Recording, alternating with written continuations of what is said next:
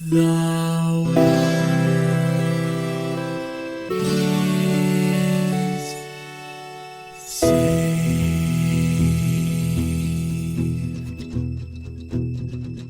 The living room's dark, save for light being cast from the big TV screen and the imminent sunrise that's teasing the one starry sky with whispers of morning. Hey, George. Hey, Lions, how's it going? Still alive. Excellent. I mean, here we are again. It's always such a pleasure. Thank you. So you and I, started to fall down that rabbit hole earlier over chat.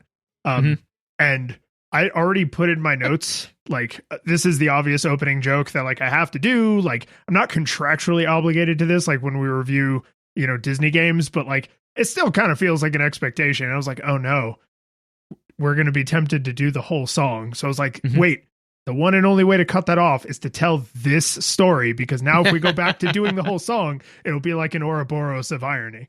Yeah, exactly. No, actually, I kind of wanted to send the screenshot of just part of that conversation to you. So that way, or you could just take it and put it in the notes of Ooh, this will be a good way to get people to check the notes, because maybe I'll put that in there. Maybe. Yeah. Anyone who's here who hasn't already now figured out what this is and who somehow presses play on these episodes without having seen the title of the episode, George, what did we play? We played Portal, the Portal. Yeah, the first Portal, the one that doesn't get a number because it was originally the only one. Correct. It is the Great Portal. It's not Portal 1, That's so dark. That's such a dark way to refer to the first dark of game, anything. man. No, I love that. I'm going to steal the crap out of that. Yeah, the Great Portal. Yeah. A game so huge that when you Google Portal, it is 60% of the image results from Google, despite the fact that Portal is a pretty nondescript English word, Yeah. Yeah. And that actually brings me into my nostalgia goggles for it, because this game came out in 2007, which we both want to recognize is newer than we thought.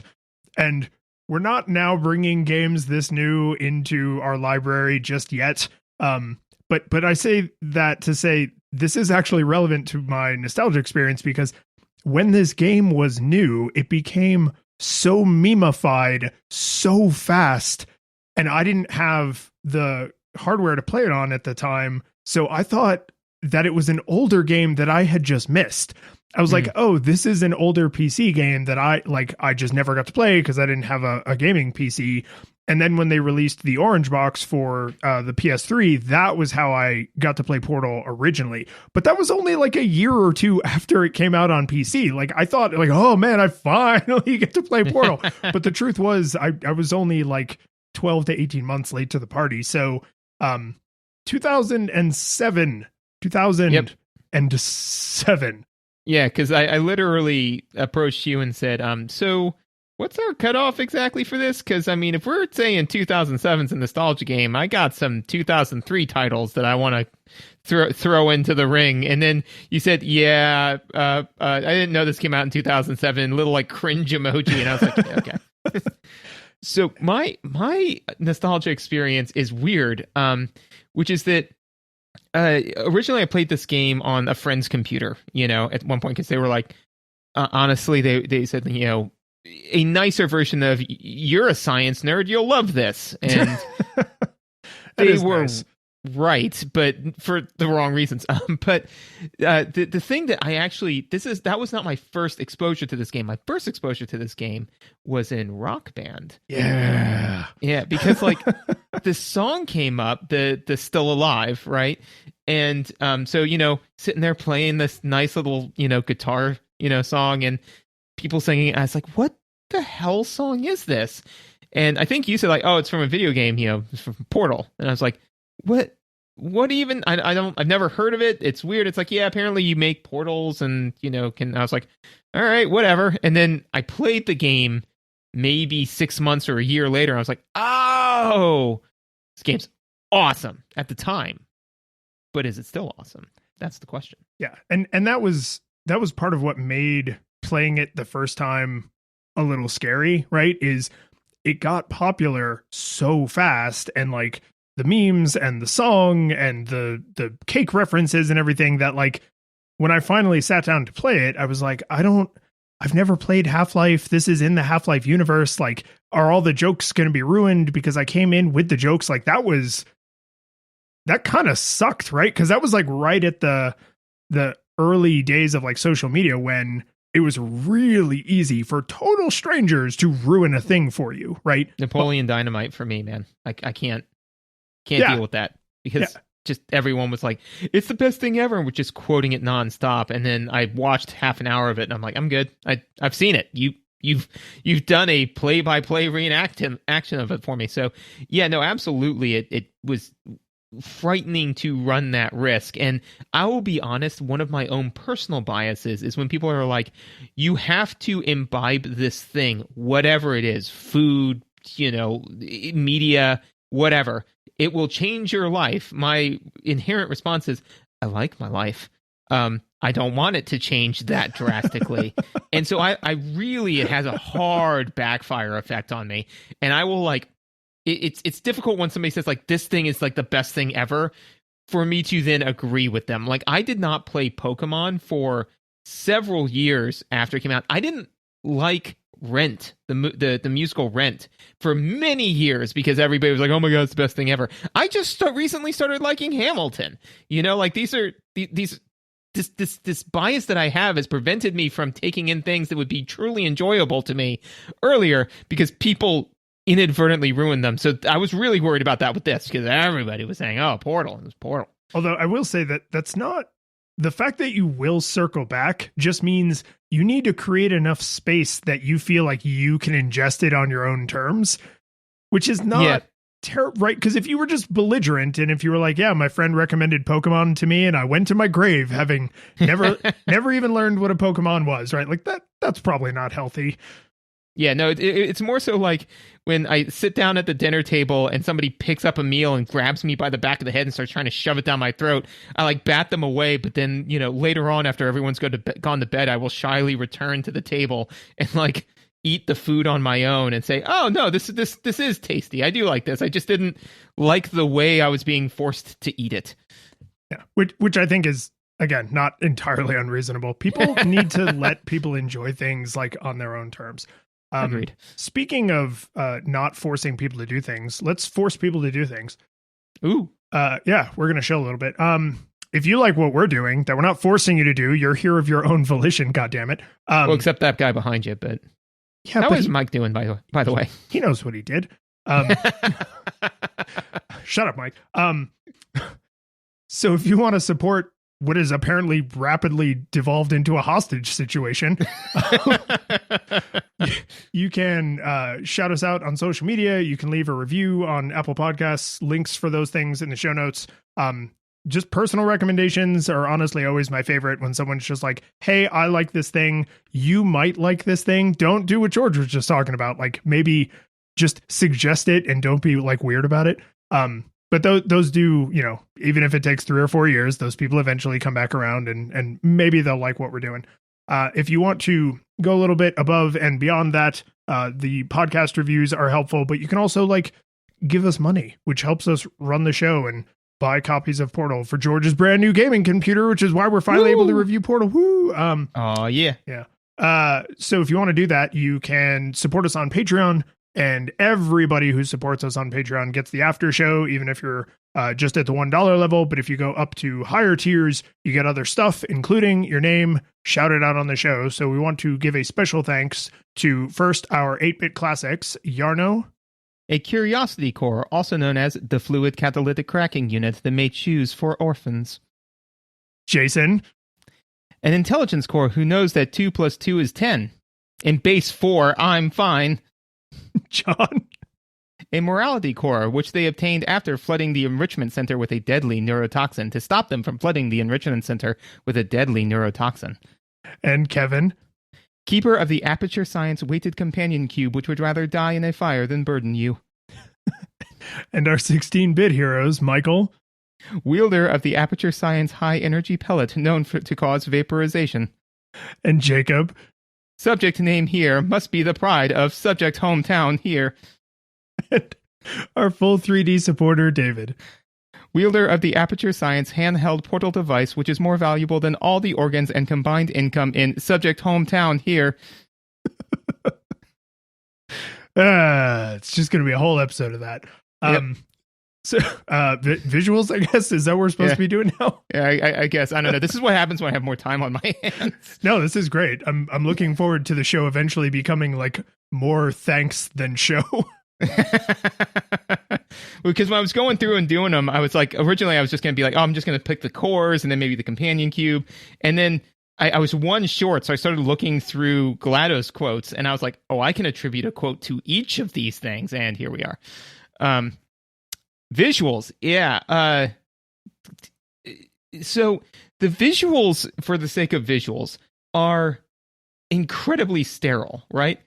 That's literally the exact word I have in my notes. Yeah, I mean, like, because that's the whole point. Is that it's kind of white everywhere, you know? For 90% of the game, right?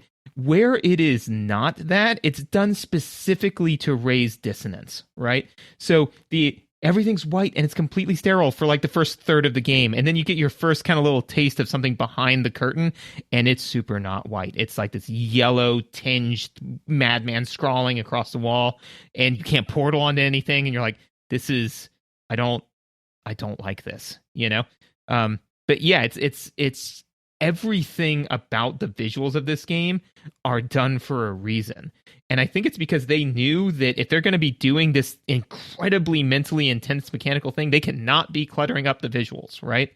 So my guess is that basically they probably started with like a white room, you know, when they were designing this, right? And said like, okay, here's how you solve puzzles. And then the minute they started to add visual complexity to it, it just fell apart. So they were like, you know what? What's a good excuse for having basically everything be white all the time? I don't know, maybe you're in a science room, like a testing chamber, and it's like, done. It's great. Yeah. And I will say this now. I was wondering when this was going to come up. I actually used to know the story of how Portal came to be, and it has something to do with basically these like two guys had made a prototype of this mechanic, and I think it was in like a fantasy universe, and then Valve was like, drop out of college and we will give you jobs. Come make this game at Valve. And I'm probably messing up some of the details, but like this mechanic was conceived separately, and then there was a lot of workshopping and a lot of smart people working together, and then out came Portal on the other side. But what I think is amazing about the visuals from a like allowing this game to age gracefully standpoint is setting the game in a super sterile hospital science lab where everything is kind of like gray or light gray means they're not really breaking your computer in half trying to render these visuals, right? Basically everything looks exactly today the way it did in my memory because everything is a flat shade of gray. So It's not like I booted this up and I was like, oh man, this is so 2007 PC, you guys. So, because if you go back and you play like a PS3 game, like you can tell it's from that era because they started to push certain boundaries, and some things they were able to make quantum leaps on, and other things just got muddier and more brown, right? Like that era is just a lot, just like the PS1 era is defined by its graininess, right? So the fact that they have everything so stark is super aesthetic. It fits the world they created. It fits the narrative that they created. But it also basically allowed them to say, you can run this game on a potato. Like, you do not need a powerful computer to play it, which means more people are likely to buy it because it's more accessible. And it was easier to port to consoles. And it means when you turn it on 15 years later, you're like, yep, that's Portal. Looks exactly the way it does in my memory, which is pretty neat. When the awesome thing is you know, so white surfaces are portable, everything else isn't, right? So the nice thing is that, especially at the beginning of the game, most surfaces you can put a portal on it, right? So that kind of gives you a lot of free and safe space to play with the portal.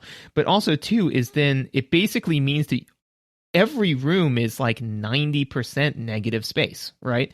So that means that you're in a you're in a completely white room, and your brain immediately says like, okay, I'm in a completely white room. There's 2 buttons, a box up there, a box down there. How do I solve this puzzle? So that's great from a mechanic standpoint. The thing that I love about this game is, and we'll get into the controls and mechanics and controls and mechanics. The thing I want to talk about a lot in visuals is the aesthetic that they build, right? The world that they build, just by creating this negative blank space for your mind to fill stuff in on, right? So one of the things I love is that, they have all of this white space, but then there'll be a little window with a desk, like a desk and a chair and all this sort of stuff. But there's never any people. You're being tested, right? And there's a computer, an AI kind of telling you what to do, right? But you never see anywhere where there should be people, there aren't, and your brain can kind of process that because there's not a whole lot more to process, and so between that and some of the audio things that they do to kind of raise that dissonance, your brain, while it's almost like it engages 2 sections of your brain at the same time, the puzzle solving section, but also you're trying to kind of solve this kind of grander puzzle of where am I? Why am I here? What's going on? What is all of this? And that's necessary for the big, spoilers for the 13-year-old game, for the big kick after section 19, where all of a sudden you are sent to your victory candescence. When so we're all of a sudden like, when it's like, oh yeah, we're going to cook you, it's not like, well, what the heck, where did this come from? You're like, the whole time you're like, no, something's wrong, this is uneasy. And they do such a great job building that with, again, 90% negative space. Like with most games, it's like, there's 30% of thing A and then the rest is the meat.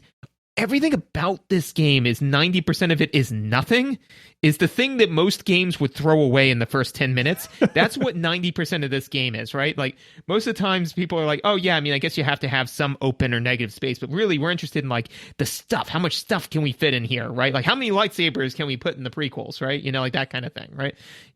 This is like, how much negative space can we use? God, sorry, it's good. It's very well done. Well, and the number of times we have said, like, oh, when you have, a perfectly blank white wall, you'll notice even a single speck of dirt on it because it's the one disruption in an otherwise white surface.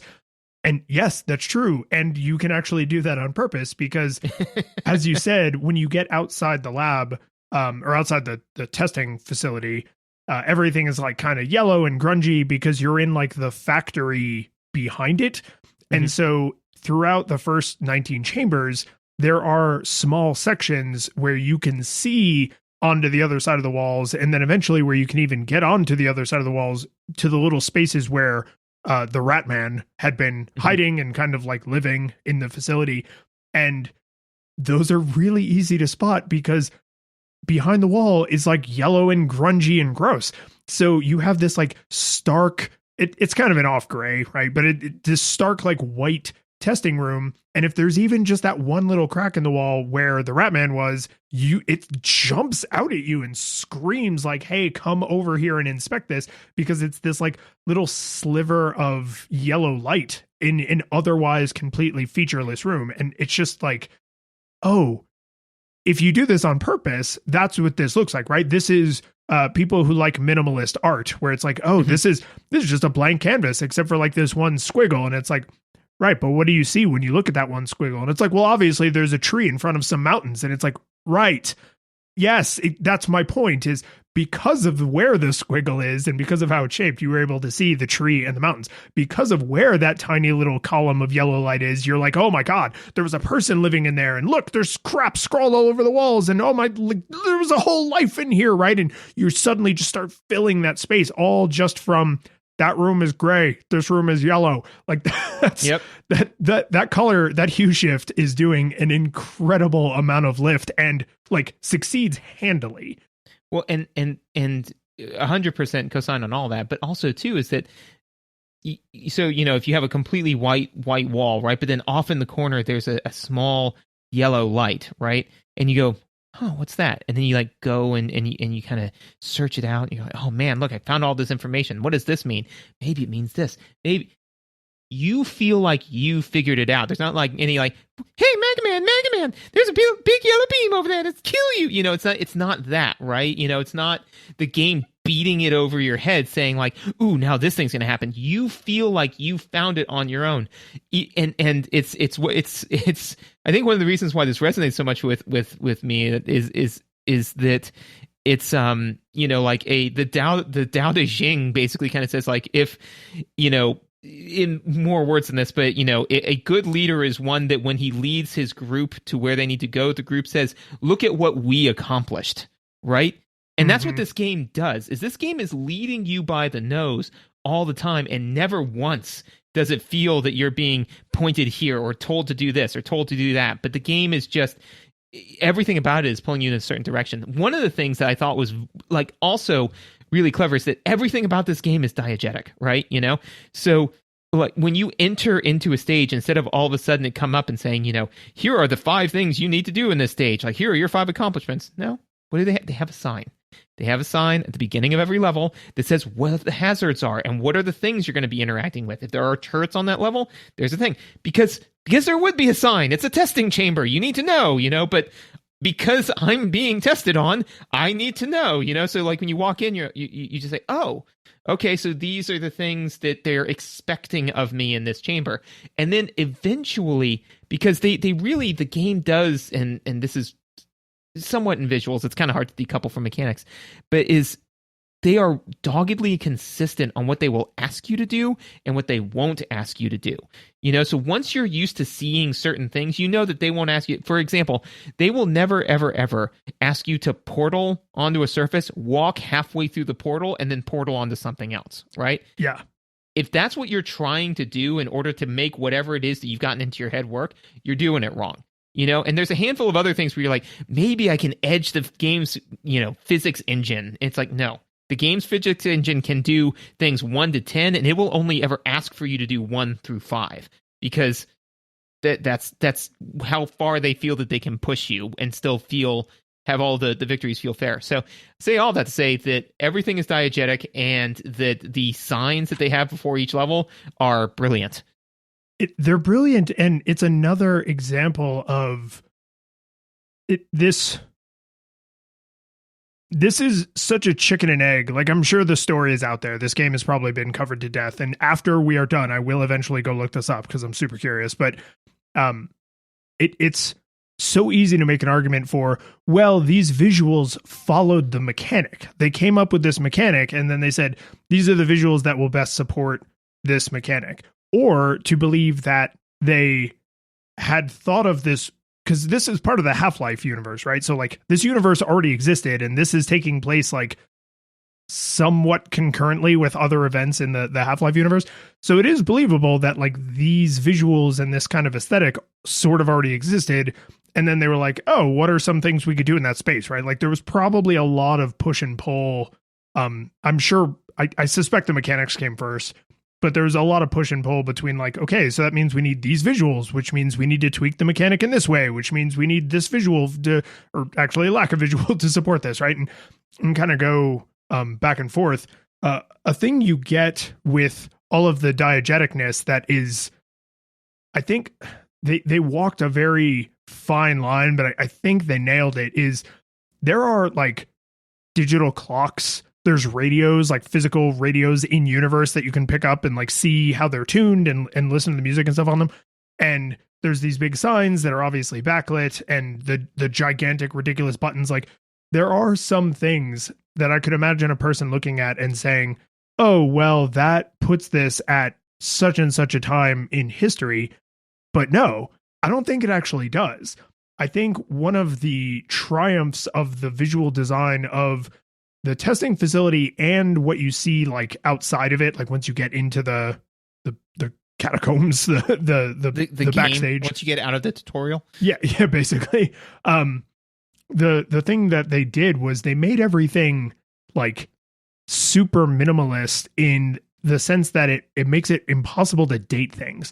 Like to have a little object that is designed to be held in human hands and has an antenna on top is like, well, that doesn't really tell you anything. Like this radio could be from the 1930s or it could be from the 2130s. Like it's an object meant to be held by a human with a speaker inside. Like that's not old or sci-fi, right? The giant buttons are giant buttons, not because it's like, oh, well, see, they didn't even have small button technology by this point. It's like, no, it's because it's part of the test. Like part of the test is the button design, the window design, the room design, right? The way everything looks is part of how the test is being run, because the Aperture scientists decided that big red buttons don't corrupt test results. I don't know. But like, I love that you said like, where am I? What is happening? I think one of the things these visuals also drive home, which is somewhat terrifying as you go deeper into this universe, is like, when am I? When is this happening? Right? When is this happening in relation to the other Half-Life games? When is this happening in relation to like the world as I know it? Right? So you're not only out of place, but you're like completely out of time as well. Well, that, and then, you know, the where am I, who am I, you know, like these are all questions that, again, like if this was just in a Mario game, you don't ask those questions because that game, like this one, is predominantly challenge aesthetic, right? But through, again, minimalist design and just the cognitive dissonance, the uncanniness registered by GLaDOS and by the testing chambers and by the weirdly unpopulated areas, forces your brain to kind of say like, wait, what is going on? Who am I? You know, like you don't even know that, right? You know, to the point where. So I don't want to cut you off, but are you about to talk about when you leave the first chamber? No. Okay. So when the game starts, you're in like your terrifying little jail cell, basically, and like, oh, testing is about to start. And because it's a first person game, you can't see yourself. Shell is not on the box. Like you have no idea who you are. And if you, the player, know that this game is set in the Half-Life universe, you might be like, am I Gordon? Like what is what is any of this, right? So the very first portal you go through is fired by GLaDOS, and it is positioned in such a way that as you go through the portal, you see yourself going through the portal. So you learn a whole lot mechanically just in that one little interaction that we won't get into right now. But most importantly, it shows you who you are in a game where typically the first person is not like, it doesn't really matter that much in a lot of FPS games, right? But the very first thing it uses the core game mechanic to do is to show you what you look like. And it's just like, oh shit, like they care about me seeing that. Well, and that's the thing, is that visual is a kick to your brain of like, oh, what? Wait. And then so you like kind of take a few steps forward because you're like, wait, am I looking at like someone else? No, this is me. And then all of a sudden your brain starts chewing on that as you kind of leave the chamber. No, what I was going to say is, you know, once you escape, after you refuse to take the party submission position, and you move on after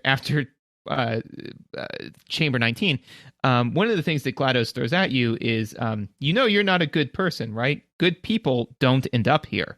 That you know? line. Ooh. Yeah. Right. You know, so you're like, where is here? Why am I here? You know, like what? Because like you don't trust GLaDOS, obviously. You know, she is trying to get under your skin, right? Which is amazing. And so I say all that to say, you know, yeah, where am I? When am I? Who am I? You know, I know that I'm a woman, you know, and that I am a test subject, but you almost feel that like the amnesia that you as the player are feeling is an amnesia that the character is feeling as well, right? So basically they create this negative space narratively for you to just dump information into, which is just like the visuals. You know, it's so amazing how thoroughly they emptied the cup.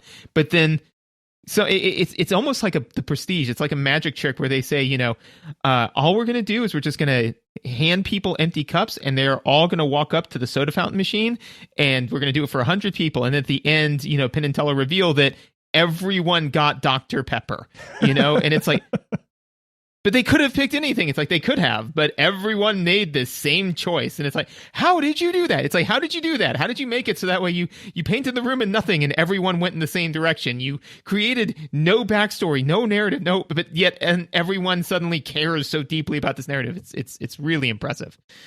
I wanted to say a couple other things about the visuals specifically in the use of what I'm going to call a complete lack of ambiguity. You never ever wonder, like, did the thing that I think happen, right? Mm-hmm. So when you depress a button, like Gigaton button, it has some silly name. When you depress a button with a cube or a companion cube, the little lights that go away from that button change color, and the sign at the end of the button changes from an X to a check, and that's super obvious. And so even if you don't see like what it did, you can literally follow the glowing lights to what that button acted on, right? Usually it opens a door, but sometimes it moves platforms and stuff. So the super stark visuals of the like set design, right? So the floor, ceiling, walls, the signs and stuff mean that anytime anything happens in your field of vision, you can pretty much track is there a portal? Yes, it's the giant glowing circle, right? It's right there. It's the giant glowing circle. You know the portal's out, right? Even the little reticle on your gun shows you which portal you fired last. Like it highlights on the side. If you have a portal out, it's the reticle's half illuminated. So I suspect, I'm not colorblind. I suspect you could play this game completely colorblind, because even though the colors are super helpful, they never, to the best of my recollection at this moment, use only color, right? So the turrets are the only thing that look like turrets. The portals are the only thing that looks like portals. The companion cubes and the little lights on the buttons, like those are the only things that look like that. So it's never like, well, did you press the blue button? Like every single button in the game is red, all of them, right? Every single cube works the same. Every single little light up path on the ground looks and works exactly the same. So like it might, if you were truly colorblind, like grayscale colorblind, it might be a little annoying not to know which one of your portals you're looking at. But even that, you have the little indicator on the reticle. So you could learn to just key off of that, which I'm sure if you're colorblind, you would have to do. Like it's incredible how meaningful every single little thing becomes when it's against like an otherwise plain white canvas.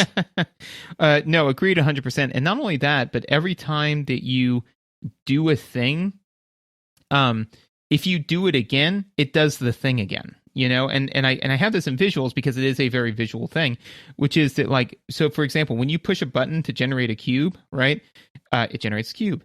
And the thing is that the puzzle only works if you have one cube, right? You know, like, so if you could just generate infinite cubes, now it's not a puzzle anymore. Now it's a cube making game. So if you press the button again, it fizzles the old cube and generates a new one, right? And I say that because if you press a button and you're like, I don't know what that did, press it again. Press it 15 times. Press it 15 times and look around. It doesn't matter because it'll just keep doing the same thing over and over again. There's no point where you can kind of get yourself into a corner mechanically where you're like, I don't know what to happen. Basically, if you eventually get frustrated, you could probably, for most of the areas, you could just walk back to the beginning, walk back out and say, okay, let me try this again. Let me shake this off, get my head straight and say, okay, I'm going to walk in, I'm going to push this button again. I'm going to step on this thing again. I'm going to, you know, and go from there. The only other thing that do we want to talk about the hitbox now or in mechanics? Let's say now. Okay. So the hitbox is very generous, and that is very good in one case and very bad in another. It's very generous for like energy, the high energy pellet, right? You know, if it's anywhere near where it's supposed to go, it registers the hit, which is is nice. Super generous, yeah. Yeah. If the cube that you're walking with is anywhere near the outside of that portal, it is going to rip it out of your hands, you know? And yeah. And that's just, it's again, you know, like it was it game breaking? No. Was it frustrating a couple of times when I didn't have myself lined up quite right, and I just felt like I watched the cube clip on the edge of the thing. I was like, no, it just ripped it right out of my hands. Did I like that? No. Does it make sense in the universe? Yes. I mean, like, my hands were outside of the thing. I almost ripped my hands off. Of course, I let the thing go. But I didn't like it. You know. Yeah. I do think with the high energy particle that pellet. Sorry, with with the high energy pedant. No, that's me. There's a huge benefit to that hitbox being so generous, like large, which is it. I think there are a few times where you could conceive of a solution to a puzzle that involves being very intimate with the particle, the pellet, right? And you'll die like all the times, because if it's anywhere near you, it's a one-hit kill, right?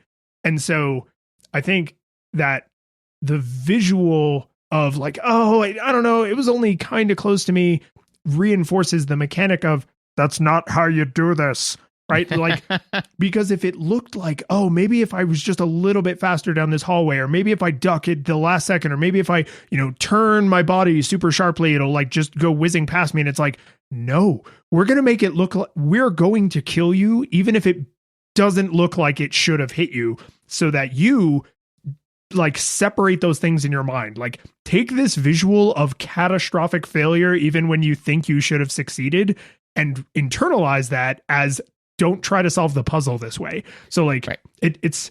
I would be surprised if there was any other time in a game we've played where I would say like, it shouldn't have killed you, but it did, was like the absolute right choice.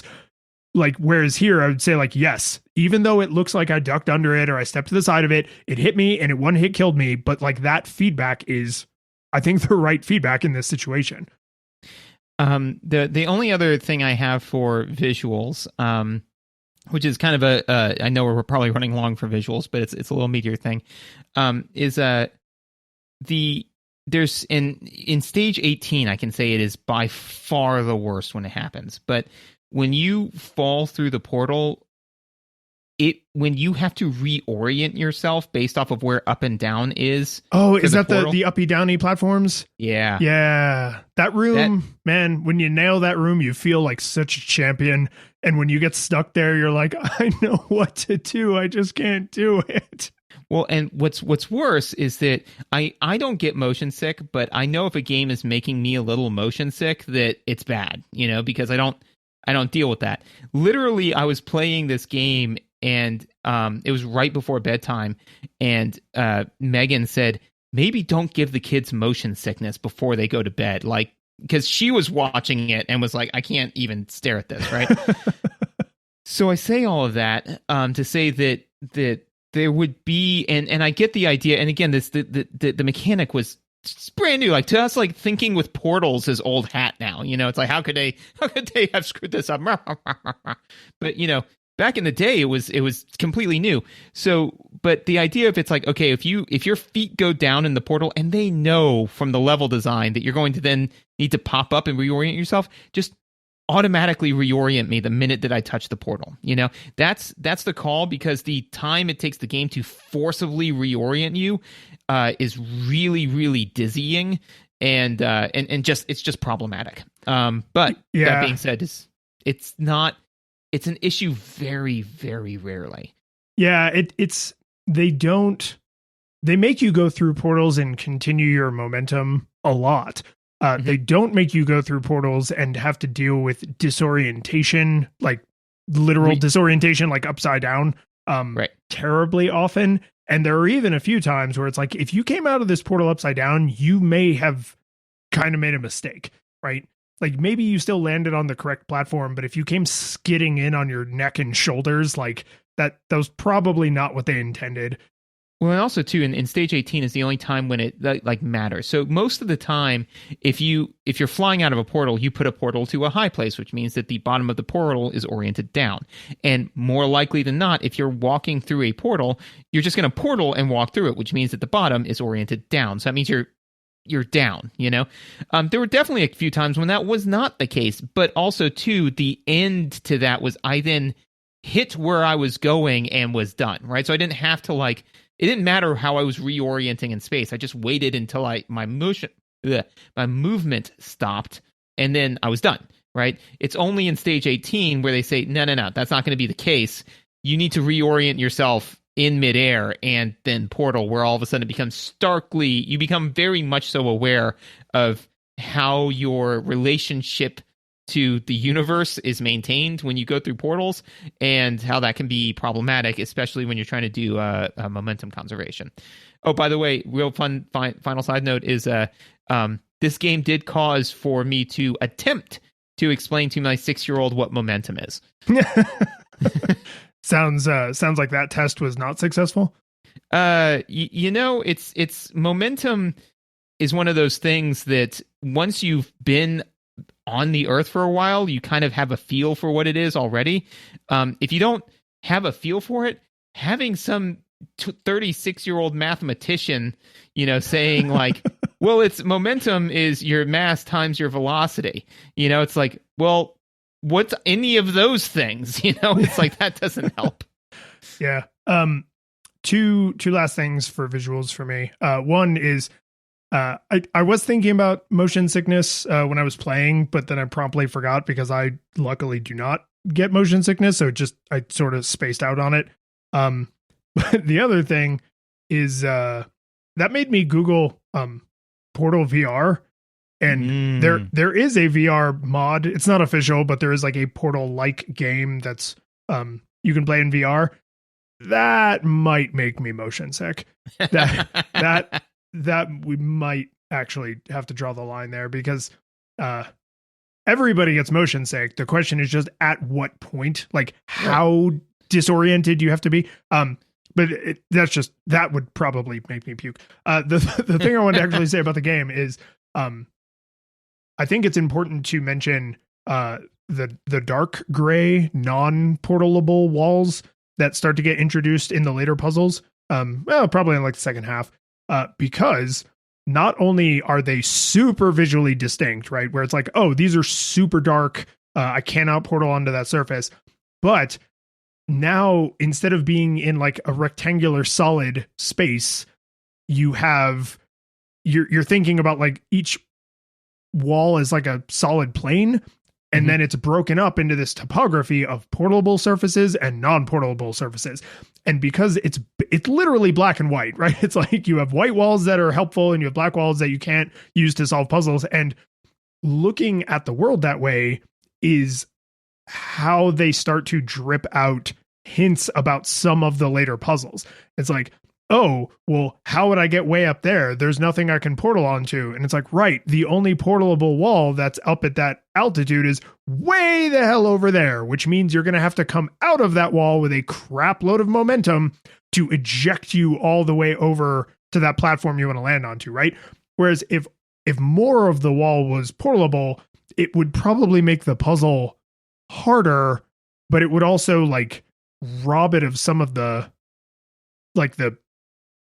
sense of satisfaction that you found the right solution, not just a right solution, right? It's like when you do an actual like jigsaw puzzle, the point at the end is to see the picture, right? It's like, oh, look, I now have an uninterrupted picture.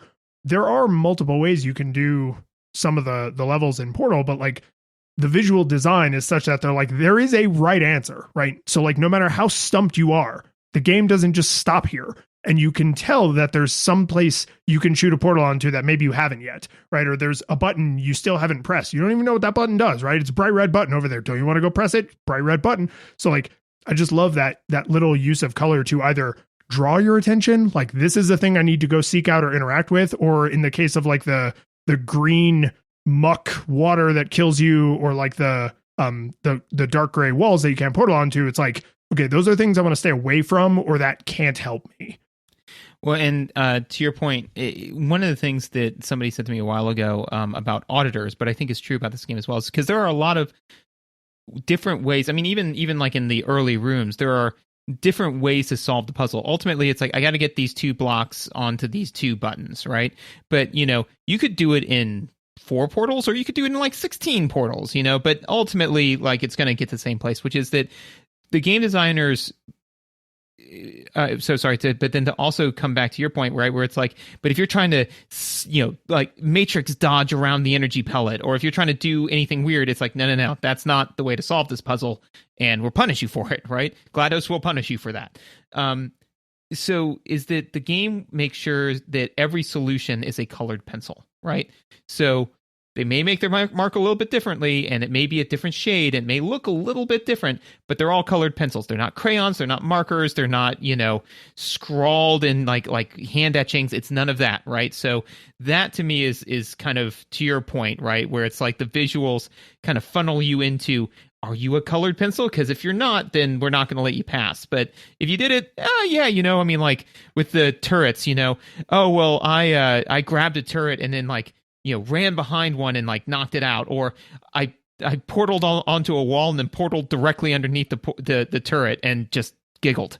Like both solutions, they will let you get away with either of those 2. But audio, yeah, you should have been happy. This game doesn't have any music, so you didn't have any music to judge.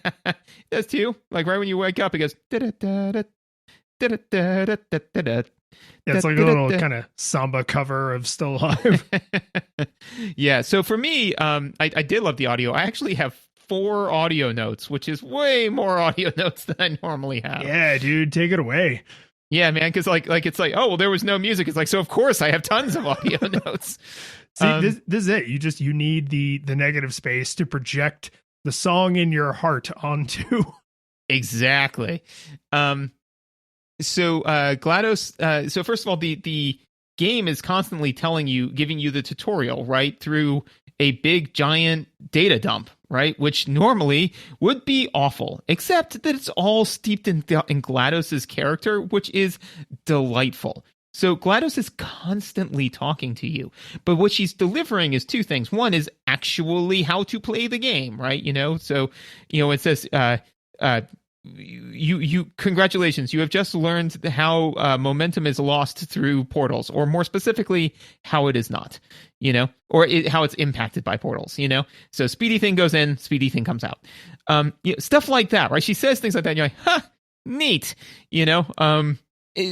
so she's delivering how to play the game, but she's also delivering this the narrative, right, of what's going on, and just little things that she does, like for example, the this test chamber is unsolvable, right? And then you solve it, and she goes like, yeah, I'm so sorry, that was part of protocol, but now we won't lie to you anymore. In 3, 2, and you're like, wait, what just happened? Like, did you cut out? Like, did you just glitch out? Did you actually glitch out? Like, all of that is just constantly rattling around in your head. So the fact that the tutorial is delivered through audio, normally I would just crap all over that. But because it's done through this amazing character that has narrative presence and narrative meaning, it works, man. It works really well. And she is essentially the only character in the universe, right? Because you can see yourself by clever use of portals, but you don't speak. You never take any actions that aren't driven by the player's hand on the controller, right? So like, there's no cutscenes where Shell like does stuff. So the only person's voice you ever hear, until technically, at the very, very end. I was going to say that there's one other character that doesn't talk in the game. It's your companion cube. Oh, that's true. They are sentient, We just have a lot of them. Her presence as a character, as the only character, is, I think, she's doing an absolutely Herculean amount of work, because GLaDOS controls the facility you're in, but in some ways she kind of is the facility you're in, right? So everything you see, like she put it there, right? Like every she is the DM, right? Like every chest she put it there. She's like a third person omniscient narrator who's guiding you along, and then she slowly starts to drip in bits of personality and like her own opinion about things and stuff, and like it's horrifying because like you're kind of inside of her, and this is like God talking to you, and God seems to sort of not really care if you live or die. Like death is just a data point that needs to be noted. And there are a lot of like iconic voice actors that it's like, oh man, this role wouldn't be the same without so-and-so. But imagining the voice of GLaDOS as anyone else, the woman, her name is, I actually wrote it down. It's Ellen McLean, which I did not go and look that up. Someone in Twitch chat said it to me. And I was like, I'm going to write that down. Doesn't count as research. But somebody yelled at me on the street. Yeah, pretty much. But like she is so integral to the character. Like she is GLaDOS the way Jodie Benson is the Little Mermaid, right? Like they're just inseparable in this way that the writing is incredible. The voice modulation thing that they do to make her voice sound so creepy is incredible. And like all of that audio stuff they do to make her voice, but her delivery of those lines is everything. She's the only character in the universe. Like without her, this would literally just be like a little sandbox. All of the tension, all of the drama, all of the hope, like every emotion you have essentially comes from her.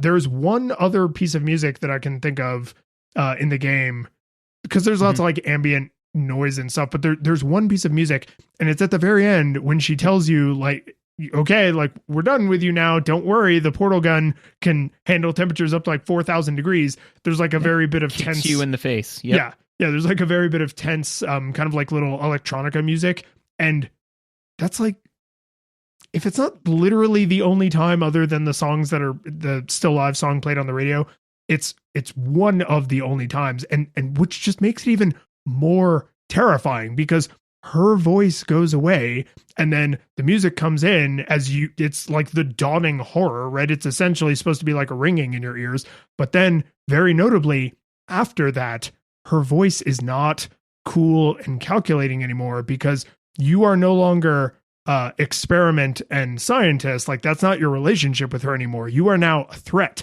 She sounds afraid. She sounds angry. She panics a few times. Like her performance escalates in a way that tells you, the player, exactly how you are supposed to be feeling. Like you have an opportunity to gain the upper hand, but you have not gained it yet. Mm-hmm. Oh yeah, no, absolutely. That's one of the notes I had was that, the music right before being set on fire is good and it jars you awake, right? So like you're sitting there and the platform is moving at the same rate that all the platforms move, but that slows way down and this music kind of kicks online, which all of a sudden gets your heart rate going. So like kind of time slows down. So it gives you a lot of time to kind of think about like, no, this isn't, I'm not going to die in this fire, And then the solution to that puzzle is very easy, because they want you to have that like, oh, I escaped by the skin of my teeth, but really they do everything they can to make sure that you are focused and ready to do that. And yeah, no, then all of a sudden her, she that's when she starts threatening you and starts like making fun of you personally.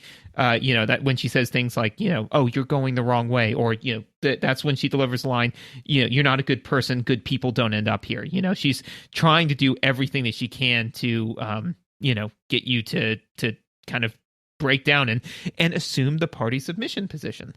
Well, and right when you first get out of that area, she says something and then she starts to like bargain with you a little. She's like, okay, we weren't really going to kill you. And you can hear like that panic start to slip into her voice where she's like, if I don't regain control right now, I may not get it back.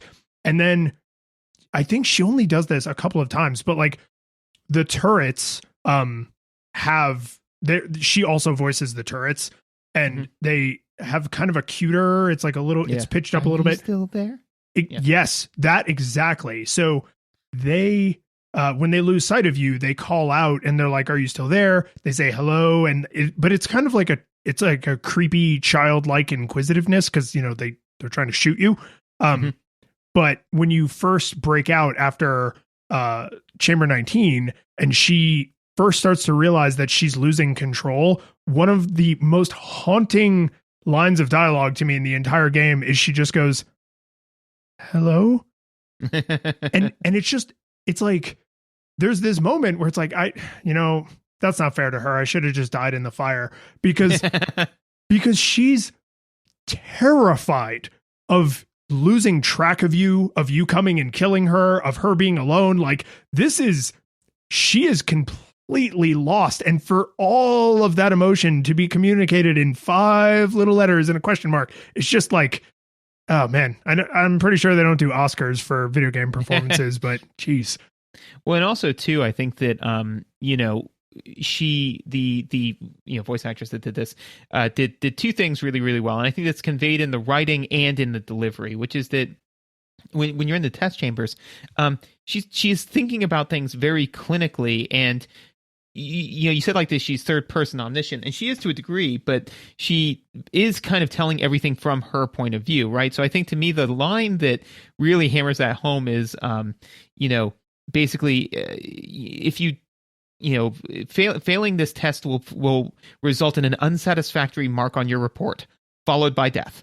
It's because again, that's the order of importance to her, right? Is that it's like you will fail the test and that will be bad. I mean, you'll also die, but the first thing, right? So but that pause, right? Like so the writing is there, but the pause, it's like on your test report, followed by death, like that gives your brain just enough time to be like, oh, well, she doesn't care, right? And then also too is that she is ultimately a machine, an AI, right? Governed by laws, right?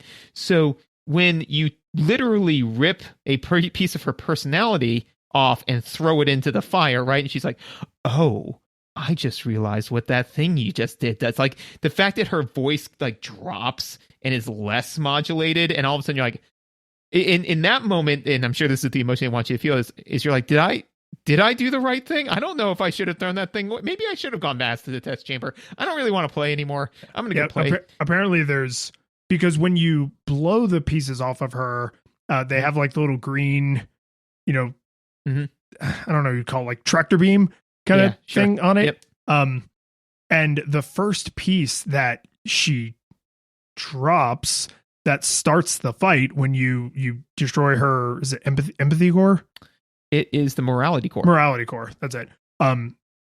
There's apparently a very large fan contingent that's like, she can't destroy it, but she knows you can, right? So she drops it because she's like, oh, I don't know what that thing you just did was, or what that thing I just dropped was. It's probably nothing, right? And so it's not until you destroy it that she's like, now I can kill you, right? Because that's when the turret comes out and all that kind of stuff. And again, like all of that tension, because she's up on the ceiling, right?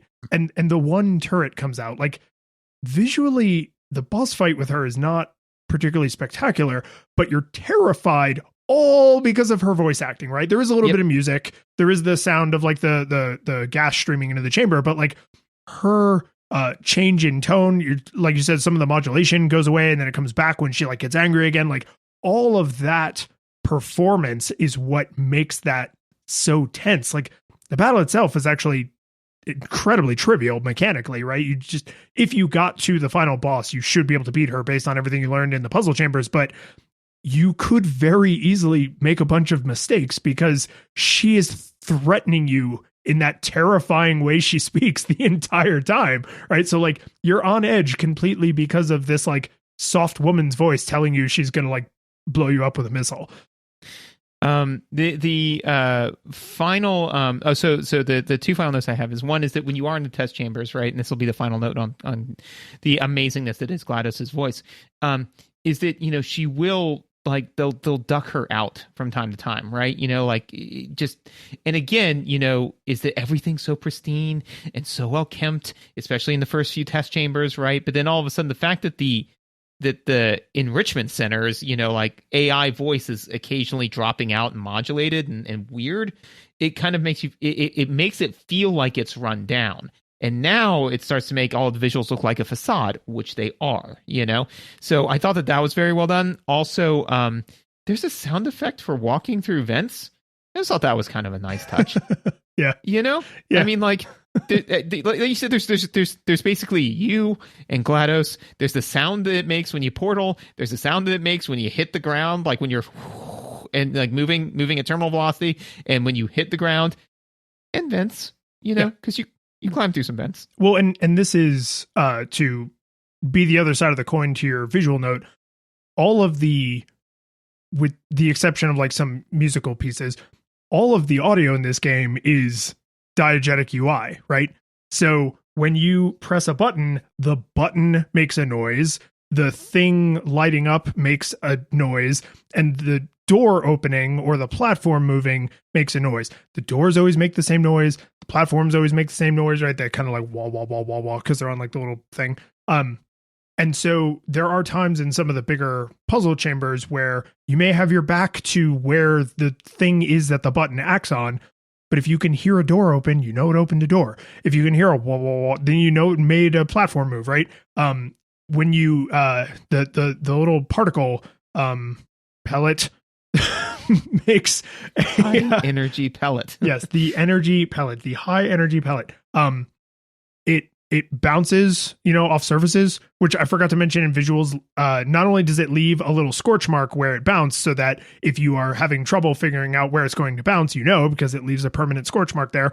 But before it pops and the thing is going to fire another one, it fades out, right? So you can tell by looking at it, it's going to pop soon. And if you have your back to it, it just bounced off a surface, because that's the only thing in the universe that makes that noise, right? So the portals, like everything makes a noise that helps you understand what is going on. I think you could probably get away with playing this game totally silent, but not only would that be just absolutely the worst possible idea, and don't play this game without the audio, but I think the fact that all of the sounds are useful in understanding like kind of how you're oriented in the world is great. And the fact that the portal sound, which you hear 80,000 damn times, is like pleasant. It's a pleasant noise. It's like the like, whoa, it's like it's a little like magic wand kind of sound. It's just like, and then it makes like the little satisfying like plop when it like opens on a surface. It's just, it's great, right? Like yep. How many games have a gun firing noise that not only do you not learn to ignore, but actually is like pleasant and you're happy to hear it? Because it's like, hey, I fired a portal and it opened, on the surface where I meant for it to open, right? It's like, it's good. Oh, yeah. Most people would kill to have a noise that repetitive that doesn't make you want to rip your eyeballs out. I mean, the only one I can think that even comes close is Mario walking in Donkey Kong. Yeah, but I mean, they spent all of their budget on that sound effect. So much money. They just made it rain. Yeah. And they clearly wanted to show it off. Controls and mechanics? Yeah. Well, okay. Just before we go on to controls and mechanics, do we want to spend any time gushing about the piece of pop culture that is the song Still Alive? Because I mean, that is a relevant part of the audio section. How are we doing on time? You don't tell Portal when you're done. Portal tells you when you're done. I will say that I really, really like Still Alive. The end songs, are just do such a great job. Ultimately, first of all, they do some narrative heavy lifting, which is awesome, but also they do such a great job kind of reframing what just happened, so like the whole like still alive, it's like, and believe me, I am still alive, like it's like, hey, I'm happy for you, like this is fantastic. You did the thing I really wanted you to do. You're like, wait, was this part of the test? Like it's It's a real great eyebrow raise. It really reframes like, what are you trying to do? Are you trying to defeat GLaDOS? Because if you are, you can't. She's a machine. If you're just trying to get away, then you might be able to get that accomplished. But if you watch the ending, it doesn't really go down that way. Yeah. And I mean, that's the thing about the Still Alive as a piece of music is, I think you're absolutely right to say, like, it does a lot of narrative bow wrapping, right? Like it puts a nice conclusion to the story you just went through. It is also just a really pleasant piece of music, right? And fun thing about Ellen McLain is she's a professional opera singer. So like if you are going to have someone like that do the voice for your character, it's like we're going to make her sing, right? And it all, like, it's a very chicken and egg, like, which came first, the opera singer or using the opera singer in a creative way in the game? Because the fact that she sings a song to you at the end of the game is haunting, right? It further reinforces the, like, somewhat, like, Lovecraftian, like, impossible to understand otherworldly cosmic horror that is GLaDOS. Like, you don't understand her motives. Like, her thinking is beyond your comprehension, and nothing really drives that home quite like the robot you definitely just killed, right? Singing a song about how she's super not dead and she is still very angry with you, but at least we did some science. So, like, it's to have something that is so bookendy, like, it's like nobody after they read a novel turns the novel over and is like, man, this summary on the dust jacket, just so good, right? But that's kind of what this is it's like, it's a summary of, like, let's rehash everything that just happened. She basically describes the game to you that you just played through, and yet it's still good enough that if you're on a short car trip, you're like, I'm going to put on Still Alive. Oh yeah, no, I mean, I definitely have this in a playlist, and my kids have listened to it and requested it. So no, it's just a great song. Yeah. Now we could do Controls and Mechanics. Yeah.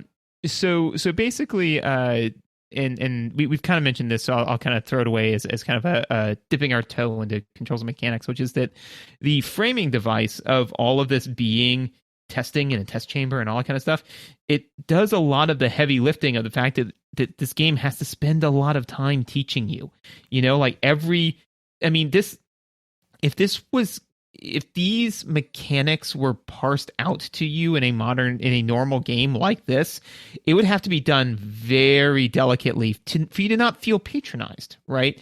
You know, but in this game, because it is a test chamber, right? You know, they can say, like, okay, in Chamber 1, we're just going to show you how to work with boxes and buttons, right? Because it's really important that you know that. And they have literal gating mechanics. Like, there is a gate that doesn't open until you've done the thing, right? So it's not like veiled behind some, box that you hit or some, cliff that you can't jump over. It's like, no, there's a gate. These are all gating mechanics. Every single room is a gating mechanic where we're going to teach you a specific new thing, and then sometimes we'll teach you how two of these things work in conjunction with one another. But that's what we're doing. And so literally, to create a game that is not 90% tutorial, I would argue that all of the test chambers are the tutorial. You're not done with the tutorial until you get past your victory incandescence. That's when the tutorial ends. If somebody said, like, I'm going to make a game, I am going to create a game mechanic that is so complex that it will take me 75% of the game to teach it to the player before I let them really cut loose with it. I mean, for most game devs would say you are outside of your mind and fired. Instead, they said, drop out of college and come work for us. Yeah. No, dude, this game is, you could make an argument that the escape, which is what that last segment is called, the escape and the fight with GLaDOS is the game. Like, that's the game, and everything else is the tutorial leading up to the game, which is the one boss fight. Yes, there's one boss fight, and that's kind of the way I interpret it, which I think is amazing. Also, too, they start off with, like, hey, here's just some blocks, right, and all that sort of stuff. But then they start to introduce you to the portal, right, the main mechanic. You start the game with one portal, right? they control half of the portal gun, you know? So they just, again, they ease you into it, right? Because if all of a sudden they were like, here's the portal gun, go nuts, you'd lose your mind. You know, you'd be like, I'm in a portal here. I don't know what to do. I don't even know where to start. But the fact that they said like, okay, we've got point A, point B, point C. You need to get to point C. You can't get to any of them, but there's a portal at point B. So you realize that if I portal near to me, I can get to point B. And now that I'm at point B, I can now portal to where I want to go, and that will get me to point C. So the fact that they're like, we're going to anchor this portal here so you can't screw this up. So much so that when I recognized that was the way that they were teaching it to me, it's the way I teach it to my son. Because like, he was struggling a little bit. I'm like, Teddy, blue where you are, orange where you want to go. And that's what he does. And literally he internalized it to the point where he will, if he accidentally puts orange where he is and blue where he wants to go, he'll swap them back. You know, because he doesn't, because he's like, no, orange where I want to go, no. Blue where I am. And I was like, yes, if you remember that will help you get there. And so now all of a sudden, and he can, so the fact that, again, the way I knew how to teach that is because that's the way the game taught me. And they did it without bodies of text. And yeah, they did do it with some audio cues, but those were awesome, as we just said. So, yeah, the fact that they start you off with half the gun, very wise. So I have this note in here. I don't know how mature this thought is, but let me try and lay this on you and see what you think. So I think it's pretty indisputable that this game is super lean, right? I think the first time I ever played this, it took me 5-ish hours to get through, somewhere around there, maybe a little bit less than that. When I played it a couple weeks ago, when we first decided we were going to play this for the show, it took me 1 hour and 54 minutes, and that was on stream talking to people. And I was like, wow, I remembered way more of this. Not exactly what the solutions were, but like, because I know how to use the tools, right? I know how to use the hammer. I know how to use the screwdriver. I know how to use the power drill. So I was like, okay, if I see something that needs a hammer, I already know how to use a hammer, right? The game doesn't have to teach me, even though it does a really good job of that. Like, I already know how the hammer works. So I got through super fast to the point where I actually went back and I was like, I wonder how fast I could do it if I was trying to do it fast. And I, on my one and only attempt, because I only got to try that once, but I got it in under 90 minutes. I think I did it in like 78 minutes or something. And nice. I was just like, man, because you can really, like, once you know exactly how the portals work and you deeply internalize the layout, which I haven't, but when you start to deeply internalize like the layout of the stuff, you can just blast through, right? And what that started to make me realize was two things. One, this game has no fluff. There's no filler. There's no BS. The minute they are sure you have all of the tools you need to be successful, you kill GLaDOS and you get credits, right? Like, well, she's not dead. You think you defeated GLaDOS and then you get credits, right? But I think that is something more games need to consider doing, right? Is like, they could have done, I'm sure they left a ton of test chambers on the cutting room floor, right? They could have made this game 5 times longer, maybe 1,000 times longer if they wanted to. There's modding tools where, users can create their own test chambers, and later they like made that an official part of the community and stuff. What I think is interesting about this, they took this mechanic that they just started to really let you sink your teeth into, and then they essentially say, okay, the game's done now. And the reason that doesn't feel like a slap in the face to me is because the narrative is so well distributed from when you select start new game all the way up to when the credits end. Like, you feel this very cohesive narrative arc that when you're done, you're like, man, that was really good. That was really good. And at no point did I really ever catch myself saying, God, I wish it had been longer. God, I wish it had been shorter. Oh, I hated this one chamber. I hated this one stupid puzzle thing that they made me have to do. Like, my old boss used the phrase perfect movie to describe a movie that it wasn't that it was without faults, but it was that there's nothing you could add or remove, right? Like this thing wouldn't be this thing if you made even a single change.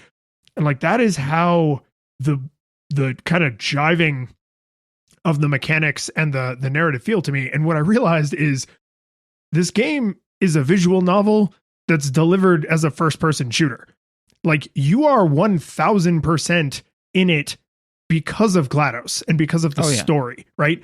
The mechanics are crazy fun. Portals are fun, right? Like companion cubes are fun. Like the toys that you get to play with are fun, but that's not why you stay, right? You come for the steak, but you stay for the pie. Like without GLaDOS, I don't think this game would even get to the 3-hour mark, right? Like you would say like, oh yeah, this is fun. You know, I can make myself fall in an infinite pit, or I can, you know, rocket companion cubes against the wall at 1,000 miles an hour. Like, ha ha ha. But without that super clear narrative objective, I feel like even these incredibly polished mechanics would fall down. And that's where I kind of landed on this. Like, this is a visual novel that's delivered at the barrel of a gun. Like you're here for the character and the story and the world, and you just get those things at the barrel of a portal gun. So while you were talking about that, you know the current world record for Portal? Wait, which category though? Because what I did was I actually completed every chamber. It's saying the Are you looking at the glitchless category? It shouldn't be glitches. I don't believe so. Okay, because if you're looking at a category that includes glitches, yeah, it's probably like 4 minutes or something. It says completes the game in 8 minutes and 31 seconds. So that involves clipping and going out of bounds. Do you see a tab for glitchless? No. Okay, so there is a category where it's like, no, you have to actually complete all the chambers. And even that, it's like 28 minutes. It's something insanely fast because, and when you watch people do it, you're just like, oh my God. Like that's, if we had portals in like portal guns in real life, like that is, it's like Ultimate Ninja Warrior with portals, like people just zipping through billion miles an hour. It's kind of amazing. Yeah. There we go. Glitchless. 14 minutes, 55 seconds. 14 minutes. Yeah, so barely faster than someone who clips through the walls and breaks the game. Yep. Yeah. So all that. So but that's the thing though, is and to your point, right, is that, and that's one of the things I wanted to mention, is that you can play against yourself for efficiency, right? You know, they're you know, when there's a box at the bottom of a pit, you know, I would go down to the pit and I'd portal out and grab the box and go, right? Then all of a sudden I realized I don't need to do any of that. I can just portal and then portal underneath the box, and then it just falls out onto the thing that I needed to do. I'm like, oh, that's better, faster. It makes me feel good. So just to a few other rapid fire notes. One is they threw in the emancipation grills to keep you from breaking anything, you know, so, oh, I'm going to take this stuff with me and screw everything up. They kind of make you think that the tutorial is ending early and that you're on your own, but you're emphatically not, you know? There's a couple times where they're like, nope, this is it, man. You're all on your own. And then it's not until you get to section 19 that you realize that you really aren't. So one of the things, though, that that I really appreciated is you have effectively a bananas amount of hit points, right? I mean, go on. in the sense that you can get shot quite a bit before you expire, right? That is true. Yeah, because the thing is that the point isn't, I mean, I would say that you can get shot more than you can in, like, you know, in some Doom scenarios, right? I mean, you know, like, you may be depending on able what to get shot more than you can in Half-Life. Exactly, right? But the reason why is because they're not trying to make, all they're trying to do with the bullets is say, if you get shot too many times, then you're doing the puzzle wrong, right? You have hit points that are proportional to just dissuade you from solving the puzzle that way. The way to solve the puzzle with the turret is not to run directly up to the turret and punch it in its face, right? If you try to do that, you will die. But if you're like walking by the turret and it sees you and snipes you a couple of times, it's like, don't worry about that, because you didn't really fail. You weren't, because a failure state is when you're trying to solve the puzzle incorrectly, not when you make a mistake, right? So that's why you have just this bananas amount of hit points, which I really appreciated, because there were definitely a couple times where I got like snagged by a turret. I was like, oh, okay, I didn't know they could see this far. Got it, But then every single time I tried to brute force my way around a turret, it wouldn't work. I just could not get it to work, and that's what they're going for. So even though it is unrealistic, considering the fact that it's you're human, right? And it's you're very, in like a tank top and a jumpsuit. Tank top and a jumpsuit. It's supposed to be like kind of like a horror aesthetic, more so than an empowerment one that you can take like 15 friggin' bullets. But again, I felt that was the correct choice for the game. Well, and it's a little similar to like what the obstacle functions as in the environment, and it's not exactly like the conversation we had in the Doom 2016 episode about like projectile and hit scan weapons, but it's sort of a similar thing of if you fall into the muck, like the green toxic water, like you can never get out. I can't think of any time where you can fall into water and then get back out of water. Like water always kills you, right? And it kills you quickly, but not instantly, but it's really fast. The high energy sphere, that is a one hit kill, right? Instant death. If a cube falls on you, you get hurt, but can it fall from a great enough height that it kills you? I don't think it can. Think so. Yeah. No. But it will hurt you if it falls on you, right? And I think it knocks you back like a tiny bit. But the turrets are one of the only, in fact, I think they are the only obstacle that can kill you, but that has a failure spectrum. And because it has a spectrum, it lets them use them more liberally in the environment, right? If everywhere you went, you were just one, press of the wrong key away from falling into a pit, like that wouldn't be as much fun. If everywhere you went, there were high energy pellets flying around and they all one shot you, like that wouldn't really be as much fun.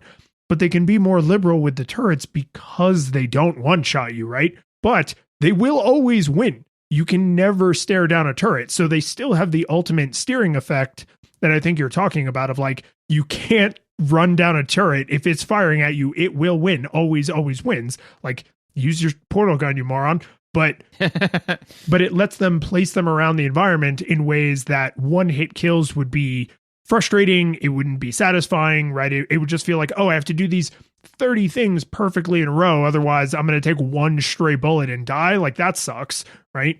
So I think having one, like making you a little bullet spongy is like, oh, well, yeah, because the mechanic of having a little bit of wiggle room before death is more valuable than like, well, they give you long fall boots, but you're bulletproof. Or shut up. This is here for the right reason. And the one final note that I have on, and this is more of a nuanced thing, but I thought that it was, again, just shows the level of detail and care that they kind of put into everything, which is that right after section 19, right, you get out of that little pit, right? You're now behind the scenes, right? And so you walk up the stairs and you start to walk across, up and across the stairs, and the stairs collapse, right? And I felt that was important because even though the entire game they've been hammering into you like the mechanics of the portal gun and how all this sort of works, this is different. You're now behind the scenes, right? So they make sure immediately, they're like, stop it. Don't walk. Use your portal gun. It's useful here too. It's not just in the test chambers. It's useful here. Don't forget. And I feel that the fact that they went out of their way to be like, oh yeah, just walk this way. No, jerk, use your portal gun, I felt that was what did we just spend all that time teaching you? It's like in a movie where it's just kind of like, hey, I'm not going to hit you. I'm not going to hit you. Just come here for a second. And then they slap you anyways. And they're like, I told you to trust no one, kind of a thing. But again, I felt that was important because even though I played the game before, the minute I got out there, I was like, oh, I'm just going to walk across this thing. And it just didn't occur to me to use my portal gun because there's walkable places. And it's like, no, again, I can't stress it. And I need you to follow me on this one. Use your portal gun. So I thought that was well done on their end. And I will I will just segue this final thought I have into whether or not I thought this game held up, unless you have anything else. Nope, go for it. This game didn't just hold up. Like, it is probably even better now than I remember, because like I'm better at video games now, which means there's more stuff for me to appreciate. Like my palate has become more sophisticated. So even though I had a Kobe beef steak when I was 10, I really just wanted a McDonald's hamburger. But now I can truly appreciate more of the Kobe beef steak, right? Like there's so much in this game that is so little, right? So little visuals, so little audio, so little time spent in the universe, and yet this game is more dense with game than some like I know you've played Skyrim. I know a lot of people love Skyrim. They just released another version of Skyrim. I've still never played Skyrim. When people talk about sinking 200-300 hours into a Skyrim or into like Fallout 4 or whatever, I'm just like, doing what? Like, what are you doing all the time, right? And it's, I'm sure they have a great time, and I'm not trying to like crap on the thing that they find fun, but this to me is so much more appetizing. Like a world and a mechanic and characters and a narrative that I am just champing at the bit for more of, but I don't feel like I was cheated, right? Like you go on the Steam store right now and you could buy Portal for, I think it's $15. It's like, this game is still worth $60. Like if they were charging full price for this game right now, I say full price, right? Like the current standard for like a AAA game, and someone was like, oh man, the game is only 3 hours. Like I wouldn't be able to slap them fast enough to get that bullshit thought out of their head. Like it's just so rare that a game is willing to say like, we did everything we came to do, and now we're done, because we don't want to sully the experience. So like, not only no nostalgia goggles required, but like, how do you follow on to this? So I'm just picturing somebody like at the checkout counter, with Portal, and, and so it just shows them, and there's a huge line. It's like Christmas, behind them, and it scans and it's like $60. And they're like, isn't this game like 14 years old? And it's only 3 hours long.